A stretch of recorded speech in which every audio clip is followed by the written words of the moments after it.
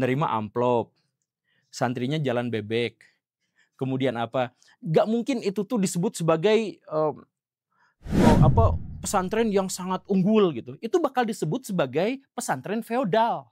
Pasti disebut pesantren feodal. Feodalisme dan pesantren, salah kaprah yang perlu dibenahi. Pasti disebut pesantren feodal. Kata feodalisme kini sering jadi senjata wacana, mudah diucapkan, tapi jarang dipahami. Setiap kali muncul relasi yang tampak hierarkis, guru dan murid, kiai dan santri, pemimpin dan pengikut, sebagian orang tergesa-gesa menuduh, itu feodal. Padahal, tidak semua bentuk ketundukan berarti perbudakan. Tidak semua hormat adalah penjajahan jiwa. Dan inilah yang sering salah baca ketika masyarakat modern memandang pesantren. Qala Muhammadun huwa ibnu Maliki Ahmadu Rabbillah khairu maliki musalliyan ala nabiyil Mustafa Ali.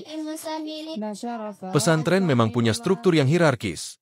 Ada kiai di puncak, ustaz di tengah, dan santri di bawah. Namun hierarki ini bukan alat kekuasaan, melainkan tangga pembelajaran spiritual. Ia tidak dibangun atas dasar kepemilikan atau dominasi, melainkan atas sanad ilmu, rantai keilmuan yang menghubungkan manusia dengan sumber hikmah yang lebih tinggi. Kiai bukan tuan tanah, melainkan penjaga mata air. Dan santri bukan hamba, melainkan peziarah ilmu yang haus berkah. Tuduhan feodalisme pesantren sering lahir dari kacamata luar, dari pandangan masyarakat modern yang terlatih membaca relasi sosial secara material dan rasional, tapi gagal membaca dimensi batin dan simbolik dari kebudayaan Islam tradisional. Mereka melihat seorang santri mencium tangan kiainya, lalu menilai itu sebagai simbol penindasan, padahal di baliknya tersimpan takzim, penghormatan yang lahir dari cinta dan kesadaran akan keterbatasan diri. Dalam konteks ini, feodalisme dan adab tampak serupa dari luar, tapi hakikatnya bertolak belakang. Feodalisme tumbuh dari kerakusan kuasa, sedangkan adab lahir dari kerendahan hati. Feodalisme menghisap, adab mendidik. Feodalisme membungkam pikiran, adab menuntun kebijaksanaan. Disinilah letak salah kaprah yang harus diluruskan. Bahwa pesantren memang menjaga tradisi penghormatan, tapi bukan karena ingin mempertahankan kasta, melainkan karena mereka tahu, tanpa adab, ilmu kehilangan ruhnya. Dan masyarakat yang kehilangan rasa hormat, cepat atau lambat, akan kehilangan jati dirinya.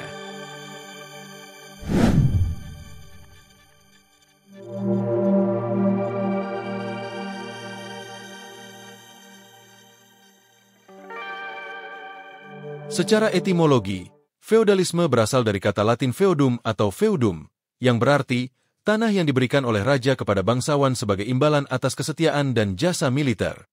Dari situ lahirlah sistem sosial politik yang menandai Eropa abad pertengahan, sekitar abad 9 sampai 15 Masehi. Tangan menunjuk kanan dalam definisi klasiknya. Feodalisme adalah sistem sosial, ekonomi, dan politik di mana kekuasaan dan kepemilikan tanah dikuasai oleh segelintir bangsawan, feudal lord, sementara rakyat, petani atau hamba, hidup bergantung dan tunduk pada mereka.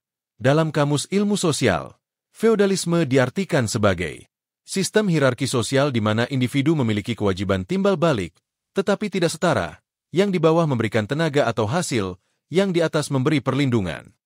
Feodalisme paling terkenal berkembang di Eropa Barat, khususnya di Prancis dan Inggris abad pertengahan. Raja memberikan tanah, fief, kepada bangsawan. Bangsawan mengatur ksatria untuk menjaga wilayah. Petani menggarap tanah, tapi tidak memiliki hak kepemilikan. Sistem ini menciptakan hierarki yang sangat kaku. Orang lahir di kelas tertentu dan sulit berpindah. Dan dari sinilah muncul istilah feodal, untuk menggambarkan mentalitas yang tunduk tanpa kritik kepada otoritas atau status sosial. Nah, di Indonesia, feodalisme tidak identik dengan sistem tanah seperti di Eropa, tapi lebih ke struktur sosial dan mentalitas kekuasaan yang diwarisi dari masa kerajaan hingga kolonial. Contoh historis. Pada masa kerajaan, ada hierarki kuat antara raja, bangsawan, abdi, dan rakyat jelata. Pada masa kolonial, Belanda mempertahankan sistem ini lewat priai, kelas penguasa lokal. Setelah kemerdekaan, sebagian sosiolog, termasuk Sojat Moko dan Mohtar Lubis, menyebut bahwa mental feodal masih tertinggal, ditandai dengan budaya sungkan, tunduk pada status, serta patronase kekuasaan. Makanya, Istilah feodal di Indonesia lebih bermakna psikologis-sosiologis ketimbang politik ekonomi seperti di Eropa. Artinya, feodalisme, pola pikir yang menempatkan hierarki di atas kesetaraan. Ketika istilah ini disematkan pada dunia pesantren, biasanya yang dimaksud bukan penguasaan tanah, tapi hubungan vertikal antara kiai dan santri yang tampak tidak setara. Padahal, dalam tradisi pesantren, relasi itu berbasis spiritualitas, bukan kekuasaan. Santri tunduk karena adab, bukan karena takut. Kiai dihormati karena ilmu, bukan karena status sosial. Jadi kalau orang luar melihat kiai disembah-sembah, lalu menilainya sebagai feodalisme, itu reduksi besar-besaran, seperti menilai wayang hanya dari kulitnya, bukan dari kisah di baliknya.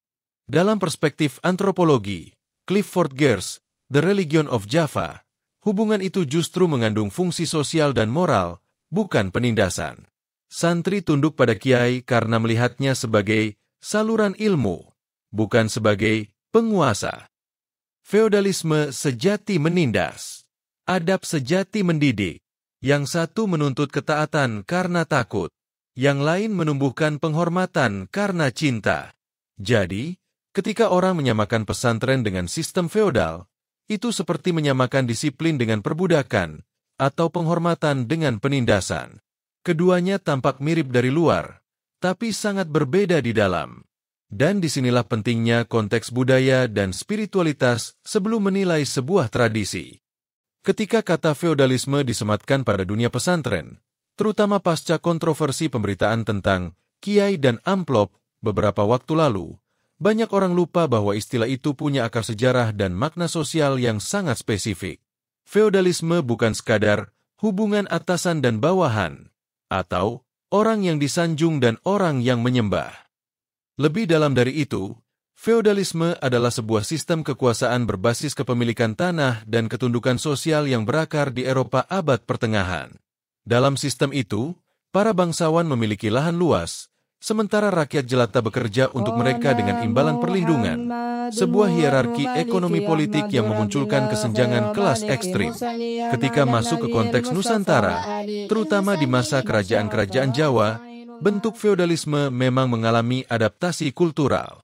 Hubungan antara raja dan rakyat dibingkai dengan nilai-nilai manunggaling kawula gusti, perpaduan spiritual antara penguasa dan rakyat. Meski demikian, struktur sosialnya tetap hierarkis. Ada kaum bangsawan, priai, rakyat biasa, dan abdi. Feodalisme di sini bukan hanya tentang kekuasaan ekonomi, tetapi juga tentang jarak simbolik antara yang diagungkan dan yang mengabdi. Masalah muncul ketika istilah feodalisme kemudian dilempar sembarangan ke ranah pesantren. Padahal pesantren bukanlah sistem kekuasaan, melainkan sistem pendidikan spiritual. Hubungan antara kiai dan santri bukan relasi antara tuan tanah dan pekerja, melainkan antara guru dan murid yang terikat oleh nilai adab dan barokah ilmu. Jika ada santri yang bersikap sangat hormat, bahkan mencium tangan atau berkhidmat di rumah kiai, itu bukan bentuk perbudakan sosial, melainkan manifestasi dari tradisi keilmuan Islam yang berakar pada adab. Inilah letak salah kaprahnya. Banyak orang menilai pesantren dari kacamata ideologi modern yang sekuler, lalu menyimpulkan adab sebagai feodalisme, khidmat sebagai keterbelakangan, dan barokah sebagai manipulasi emosional. Padahal, dalam pandangan Islam klasik, adab adalah fondasi ilmu. Sebagaimana pepatah Arab, "Men lam yu'adibhu al-ustadz lam yanfah al-ilm." Barang siapa tidak dididik dengan adab oleh gurunya, maka ilmunya tidak akan membawa manfaat.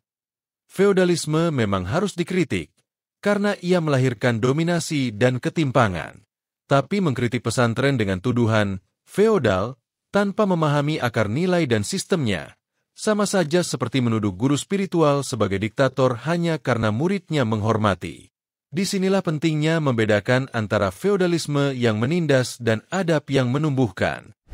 Qala Muhammadun huwa ibnu Maliki Ahmadu Rabbillah khairu maliki musalliyan ala nabiyil Mustafa Ali Nasyarafa asta'inullah fi alfiyya maqasidun nabi biha mahiyya tuqarribul aswabi rabbi munjazi wa tafsutul batlabi wa di munjazi